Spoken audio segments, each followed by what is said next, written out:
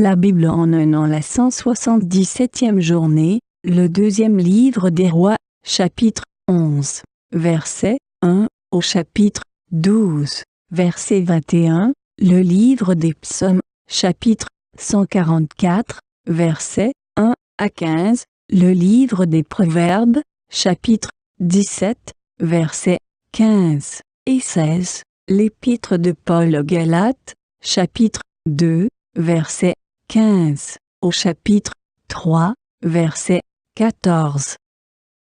2 Rois, chapitre 11. Athalie, mère d'Akazia, voyant que son fils était mort, se leva et fit périr toute la race royale. Mais Josheba, fille du roi Joram, sœur d'Akazia, prit Joas, fils d'Akazia, et l'enleva du milieu des fils du roi, quand on les fit mourir. Elle le mit avec sa nourrice dans la chambre d'Élie. Il fut ainsi dérobé au regard d'Athalie, et ne fut point mis à mort. Il resta 6 ans caché avec Josheba dans la maison de l'Éternel. Et c'était Athalie qui régnait dans le pays. La 7e année, Jéhojada envoya chercher les chefs de centaines des Kérétiens et des coureurs, et il les fit venir auprès de lui dans la maison de l'Éternel. Il traita alliance avec eux et les fit jurer dans la maison de l'Éternel, et il leur montra le fils du roi. Puis il leur donna ses ordres, en disant « Voici ce que vous ferez. Parmi ceux de vous qui entrent en service le jour du sabbat, 1/3 doit monter la garde à la maison du roi, 1/3 à la porte de Sûr, et 1/3 à la porte derrière les coureurs. Vous veillerez à la garde de la maison, de manière à en empêcher l'entrée. Vos 2 autres divisions, tous ceux qui sortent de service le jour du sabbat feront la garde de la maison de l'Éternel auprès du roi. Vous entourerez le roi de toutes parts, chacun les armes à la main, et l'on donnera la mort à quiconque s'avancera dans les rangs. Vous serez près du roi quand il sortira et quand il entrera. » Les chefs de centaines exécutèrent tous les ordres qu'avait donnés le sacrificateur Jéhojada. Ils prirent chacun leurs gens, ceux qui entraient en service et ceux qui sortaient de service le jour du sabbat, et ils se rendirent vers le sacrificateur Jéhojada. Le sacrificateur remit aux chefs de centaines les lances et les boucliers qui provenaient du roi David et qui se trouvaient dans la maison de l'Éternel.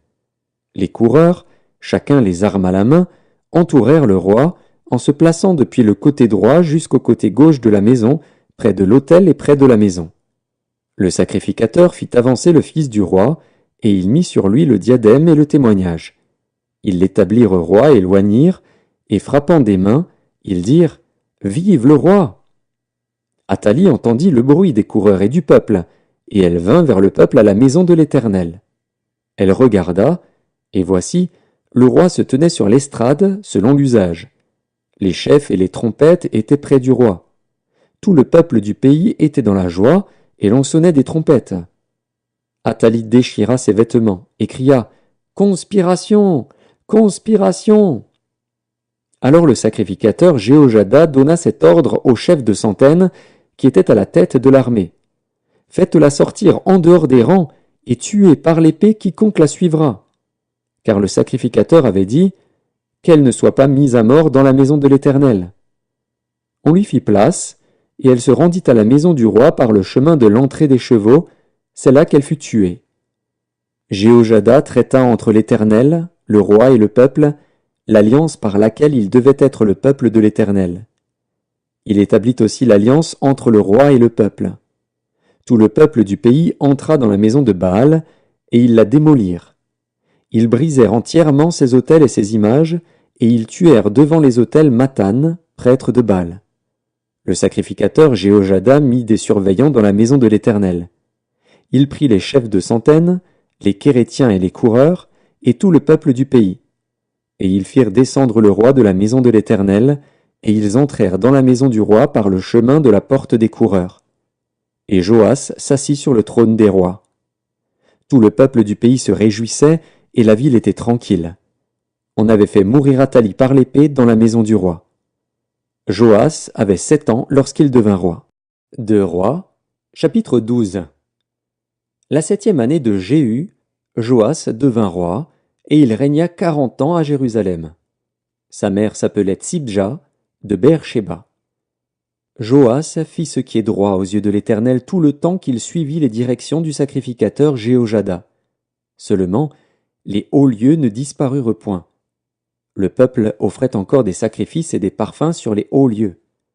Joas dit au sacrificateur, « Tout l'argent consacré qu'on apporte dans la maison de l'Éternel, l'argent ayant cours, savoir l'argent pour le rachat des personnes d'après l'estimation qui en est faite, et tout l'argent qu'il vient au cœur de quelqu'un d'apporter à la maison de l'Éternel, que les sacrificateurs le prennent chacun de la part des gens de sa connaissance, et qu'ils l'emploient à réparer la maison partout où il se trouvera quelque chose à réparer. » Mais il arriva que, la 23e année du roi Joas, les sacrificateurs n'avaient point réparé ce qui était à réparer à la maison. Le roi Joas appela le sacrificateur Jéhojada et les autres sacrificateurs, et leur dit, « Pourquoi n'avez-vous pas réparé ce qui est à réparer à la maison? Maintenant, vous ne prendrez plus l'argent de vos connaissances, mais vous le livrerez pour les réparations de la maison. » Les sacrificateurs convinrent de ne pas prendre l'argent du peuple et de n'être chargés des réparations de la maison. Alors le sacrificateur Jéhojada prit un coffre, perça un trou dans son couvercle et le plaça à côté de l'autel, à droite, sur le passage par lequel on entrait à la maison de l'Éternel. Les sacrificateurs qui avaient la garde du seuil y mettaient tout l'argent qu'on apportait dans la maison de l'Éternel. Quand ils voyaient qu'il y avait beaucoup d'argent dans le coffre, le secrétaire du roi montait avec le souverain sacrificateur, et il serrait et comptait l'argent qui se trouvait dans la maison de l'Éternel. Il remettait l'argent pesé entre les mains de ceux qui étaient chargés de faire exécuter l'ouvrage dans la maison de l'Éternel. Et l'on employait cet argent pour les charpentiers et pour les ouvriers qui travaillaient à la maison de l'Éternel, pour les maçons et les tailleurs de pierre, pour les achats de bois et de pierres de taille nécessaires aux réparations de la maison de l'Éternel, et pour toutes les dépenses concernant les réparations de la maison.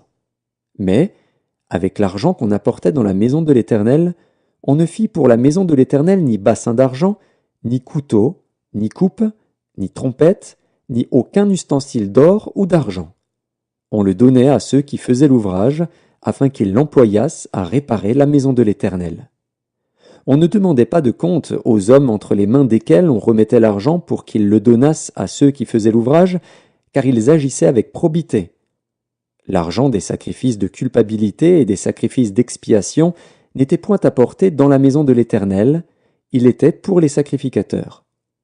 Alors Hazaël, roi de Syrie, monta et se battit contre Gath, dont il s'empara. Hazaël avait l'intention de monter contre Jérusalem. Joas, roi de Juda, prit toutes les choses consacrées, ce qui avait été consacré par Josaphat, par Joram et par Acasia, ses pères, rois de Juda, ce qu'il avait consacré lui-même, et tout l'or qui se trouvait dans les trésors de la maison de l'Éternel et de la maison du roi, et il envoya le tout à Hazaël, roi de Syrie, qui ne monta pas contre Jérusalem. Le reste des actions de Joas, et tout ce qu'il a fait, cela n'est-il pas écrit dans le livre des chroniques des rois de Juda? Ses serviteurs se soulevèrent et formèrent une conspiration. Ils frappèrent Joas dans la maison de Mio, qui est à la descente de Sia. Josacar, fils de Chiméath, et Josabad, fils de Shomer, ses serviteurs, le frappèrent, et il mourut. On l'enterra avec ses pères dans la ville de David. Et Amathia, son fils, régna à sa place. Psaume 144 de David. Béni soit l'Éternel mon rocher, qui exerce mes mains au combat, mes doigts à la bataille, mon bienfaiteur et ma forteresse, ma haute retraite et mon libérateur, mon bouclier, celui qui est mon refuge, qui m'assujettit mon peuple. Éternel, qu'est-ce que l'homme pour que tu le connaisses? Le Fils de l'homme pour que tu prennes garde à lui? L'homme est semblable à un souffle, ses jours sont comme l'ombre qui passe. Éternel, abaisse tes cieux et descends, touche les montagnes et qu'elles soient fumantes. Fais briller les éclairs et disperse mes ennemis, lance tes flèches et mets-les en déroute. Étends tes mains d'en haut, délivre-moi et sauve-moi des grandes eaux, de la main des fils de l'étranger, dont la bouche profère la fausseté, et dont la droite est une droite mensongère. Ô Dieu, je te chanterai un cantique nouveau, je te célébrerai sur le luth à 10 cordes. toi qui donnes le salut au roi qui sauva du glaive meurtrier David, ton serviteur, délivre-moi et sauve-moi de la main des fils de l'étranger, dont la bouche profère la fausseté et dont la droite est une droite mensongère. Nos fils sont comme des plantes qui croissent dans leur jeunesse, nos filles comme les colonnes sculptées qui font l'ornement des palais. Nos greniers sont pleins, regorgeant de toute espèce de provisions. Nos troupeaux se multiplient par milliers, par 10 milliers dans nos campagnes. Nos génisses sont fécondes, point de désastre, point de captivité, point de cris dans nos rues. Heureux le peuple pour qui il en est ainsi, heureux le peuple dont l'Éternel est le Dieu. Livre des Proverbes, chapitre 17. Celui qui absout le coupable et celui qui condamne le juste sont tous deux en abomination à l'Éternel. À quoi sert l'argent dans la main de l'insensé? Acheter la sagesse, mais il n'a point de sens. L'épître de Paul aux Galates, chapitre 2. Nous sommes juifs de naissance et non pécheurs d'entre les païens. Néanmoins, sachant que ce n'est pas par les œuvres de la loi que l'homme est justifié, mais par la foi en Jésus-Christ, nous aussi nous avons cru en Jésus-Christ, afin d'être justifiés par la foi en Christ, et non par les œuvres de la loi, parce que nulle chair ne sera justifiée par les œuvres de la loi.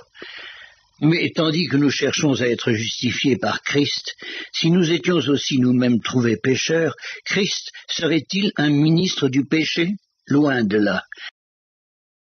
Car si je rebâtis les choses que j'ai détruites, je me constitue moi-même un transgresseur, car c'est par la loi que je suis mort à la loi, afin de vivre pour Dieu. J'ai été crucifié avec Christ, et si je vis, ce n'est plus moi qui vis, c'est Christ qui vit en moi. Si je vis maintenant dans la chair, je vis dans la foi au Fils de Dieu, qui m'a aimé et qui s'est livré lui-même pour moi. Je ne rejette pas la grâce de Dieu, car si la justice s'obtient par la loi, Christ est donc mort en vain. L'épître de Paul aux Galates, chapitre 3. Ô Galates, dépourvus de sens, qui vous a fasciné, vous, aux yeux de qui Jésus-Christ a été peint comme crucifié? Voici seulement ce que je veux apprendre de vous. Est-ce par les œuvres de la loi que vous avez reçu l'Esprit, ou par la prédication de la foi? Êtes-vous tellement dépourvus de sens? Après avoir commencé par l'Esprit, voulez-vous maintenant finir par la chair?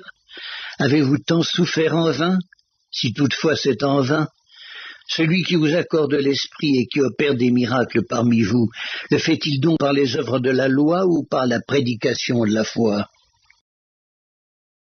Comme Abraham crut à Dieu et que cela lui fut imputé à justice, reconnaissez donc que ce sont ceux qui ont la foi qui sont fils d'Abraham.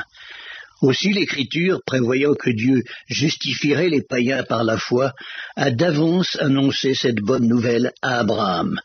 Toutes les nations seront bénies en toi, de sorte que ceux qui croient sont bénis avec Abraham le croyant.